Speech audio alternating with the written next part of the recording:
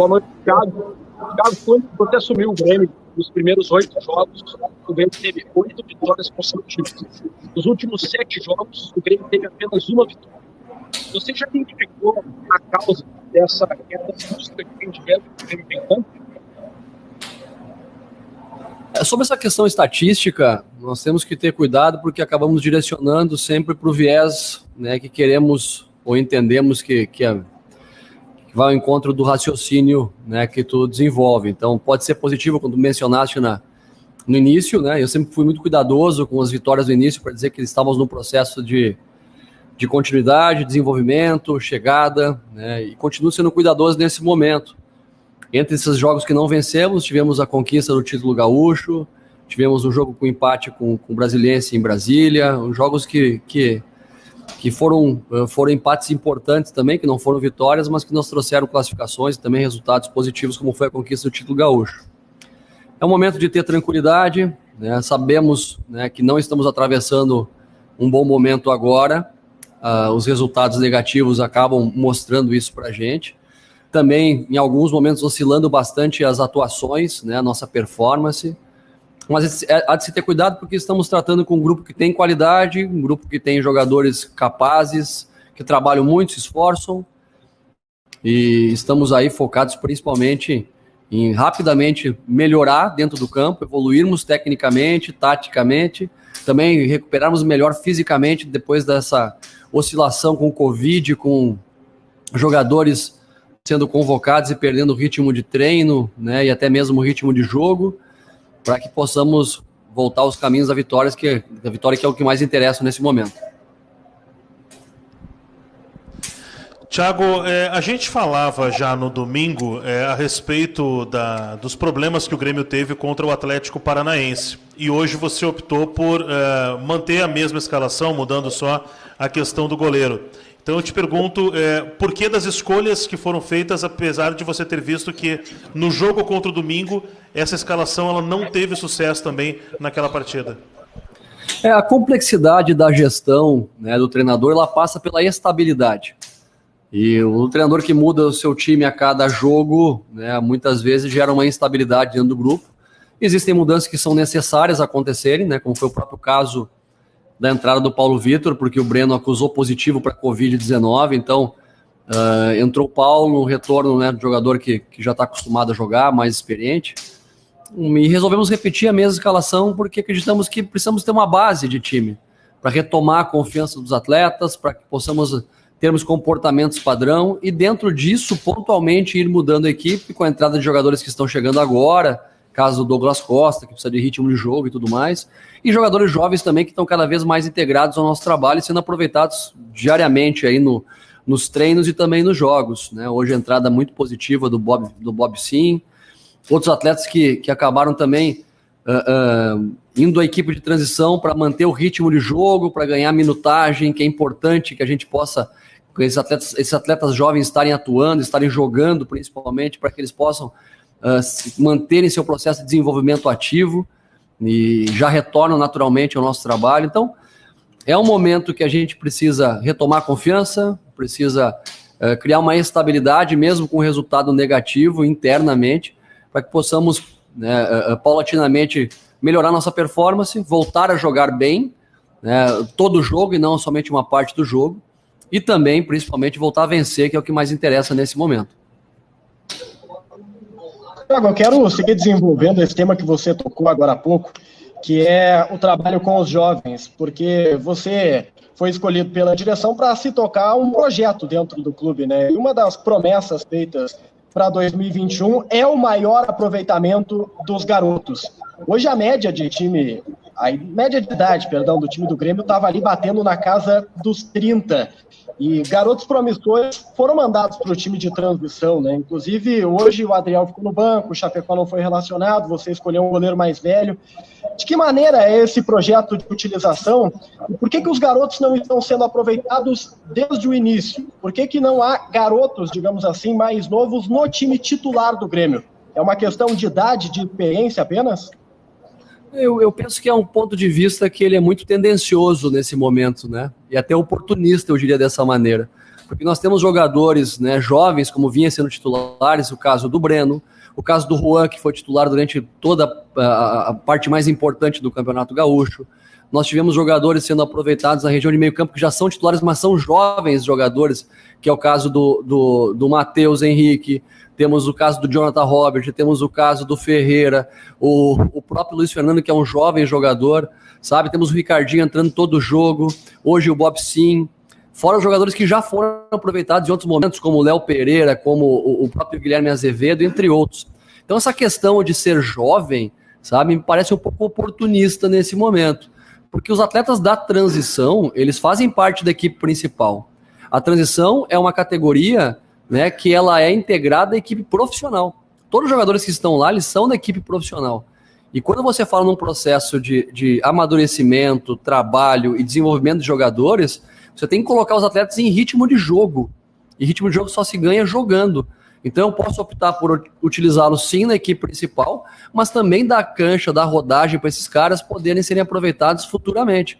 Então eles precisam estar se desenvolvendo, porque a gente já cansou de ver casos de atletas que sobem precocemente para a equipe principal, são tidos como joias e como promessas, e com o passar dos anos eles desaparecem, porque passam estacionados na equipe principal, apenas treinando e convivendo, mas jogando muito pouco. Então aos poucos a gente sim está oportunizando muitos jovens a jogar.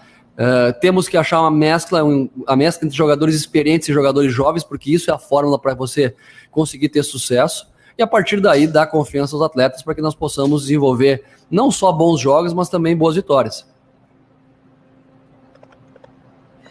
Thiago, boa noite. Dois assuntos muito comentados pelos torcedores nas redes sociais, que hoje é o nosso parâmetro, já que não tem o contato pessoal, é a queda de rendimento que você falou agora há pouco, e o Paulo Vitor.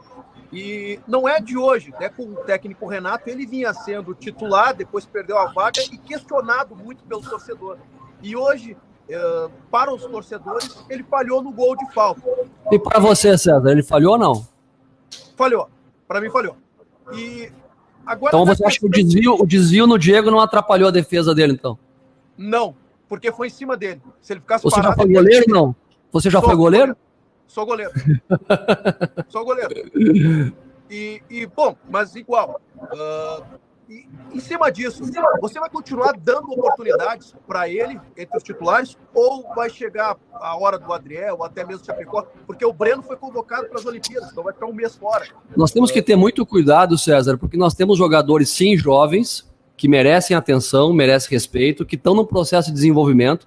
Agora, uma questão que eu sou extremamente contrário é o tal do cancelamento, já que você falaste em redes sociais, o cancelamento das pessoas, coisa que acontece com muita frequência hoje, sabe? O Paulo Vitor é um goleiro experiente, que já tem uma rodagem de Flamengo, de grandes clubes, foi contratado num momento importante do Grêmio, teve boas atuações, oscilou, tem momentos que não foi bem mesmo, mas merece respeito, sabe? Respeito principalmente. E eu sou totalmente contrário a isso, né? Esses movimentos coletivos que visam especificar algum jogador como culpado. Porque a gente vive uma rotina no futebol, infelizmente, que ela é de que normalmente quem tá fora é a solução para quem tá dentro, sabe? Normalmente é isso, que assim, é sempre assim que funciona. E com o passar do tempo, e um cara calejado como eu sou, já com mais de 20 anos de futebol, já estamos acostumados com isso. Agora, eu discordo plenamente de você, que o desvio no Diego Souza tira totalmente a referência do Paulo em relação à bola, uma bola muito próxima da área. Ele pode ter falhado em outros lances, mas nesse lance ele não falhou. Thiago, hoje a gente viu a estreia do Douglas Costa e o Grêmio, como a gente falou, oscilou o rendimento e melhorou no segundo tempo, não só por causa do Douglas Costa, mas enfim. Queria perguntar qual é o plano de utilização a partir de agora do Douglas, né? Certamente entrar aos poucos, mas quando acha que vai ter ele pronto para jogar uma partida inteira, por exemplo? É um processo paulatino ainda, né? Ele está ainda distante da sua forma física ideal, do seu ritmo de jogo ideal. Precisamos ter muita calma. Hoje até exageramos um pouco, era para ele jogar em torno de 15 a 20 minutos, colocamos um pouco mais, ele jogou acho que em torno de 36 minutos no campo. E infelizmente ele não está distante do seu ritmo ideal, precisa ter calma, paciência. Ele é um cara que precisa muito treino, precisa muito campo aberto, precisa muito trabalho de 11 contra 11, para ganhar ritmo, ganhar confiança, mas eu não posso estabelecer hoje uma data com segurança de quando ele vai estar à disposição. Thiago, tu começou, a tua equipe, né, quando tu chegou, teve uma sequência de vitórias, vários triunfos, e agora os resultados não estão vindo. Tu acha que a tua equipe está tendo evolução desses últimos jogos, e se sim, em quais pontos? Não, nossa equipe não está tendo tanta evolução, não. Nós temos que evoluir mais. A gente fez um primeiro tempo hoje ruim, fizemos um segundo tempo melhor, né, com mais qualidade de jogo, né, precisamos ter mais presença de área, ter um volume de finalização um pouco maior, mesmo finalizando 14 bolas hoje, mas foram bolas finalizadas mais de região intermediária ofensiva, entrada de área do adversário, que também poderíamos fazer um gol nesse sentido, ainda mais enfrentando um adversário muito fechado. Mas temos sim que melhorar, né, isso aí é evidente, mas temos jogadores muito qualificados, né, para que possamos passar por esse momento de dificuldade, né, baixar a cabeça, trabalhar e a partir daí a gente retomar o caminho da vitória, que é o mais importante. Lembrando que é um processo, né, de muitos jogos, de muitas situações que acabam atrapalhando o nosso dia a dia, como o Covid-19, como a sequência em alguns momentos, alguns jogadores lesionados, voltando, outros com pouco ritmo e entrando na equipe, que a médio prazo eu tenho certeza que a gente vai estabilizar novamente e voltar a competir por todas as competições, não só pela Sul-Americana, que estamos muito bem, não só pela Copa do Brasil, que estamos muito bem, não só pelo Campeonato Gaúcho, que já fomos campeões, mas também, principalmente pelo Campeonato Brasileiro, que nos interessa nesse momento. Thiago, boa noite. O que chamou a atenção, né? Esses dois últimos adversários jogaram com 3 zagueiros, né? E anulando muito os lados de campo também. Eu queria que tu explicasse essa dificuldade que o Grêmio teve com esquemas assim, né? E esse setor de criação, né? Você falou muito de finalizações para fora, as tentativas a médio, curto distância, né? O que está faltando de criação no teu time também, né? Para conseguir um aproveitamento melhor de gol também. E essa dificuldade contra adversários que jogam com 3 zagueiros também acaba anulando um pouco os lados de campo. É uma dificuldade realmente, né, que não só o Grêmio tem. Tu precisa ter, além da vitória pessoal, do duelo pessoal nas laterais do campo, para passar pela primeira linha de marcação, precisa ter muitos movimentos de ataque à última linha, de movimentos de infiltração sem bola, para dar opção para quem recebe no entre linhas. E muitas vezes os construtores da tua equipe passam a ser os zagueiros, né, os defensores, porque você acaba jogando dentro do campo adversário. E isso gera naturalmente, né, muitas vezes uma instabilidade, porque o zagueiro não tem às vezes a mesma qualidade de passe. Então, são movimentos que a gente precisa aprimorar, né, de chegada no último terço, não só pelas laterais do campo, mas também pelo eixo central, com os nossos jogadores do entre linhas, com nossos jogadores que jogam em cima da última linha adversária, mas também aproveitar, né, muitas vezes dessas finalizações de média distância. E quando tivermos, né, a bola na condição de cruzamento lateral, ter mais presença de área para conseguirmos ter um volume maior de disputa dentro da área adversária para buscar mais o gol. Obrigado, boa noite.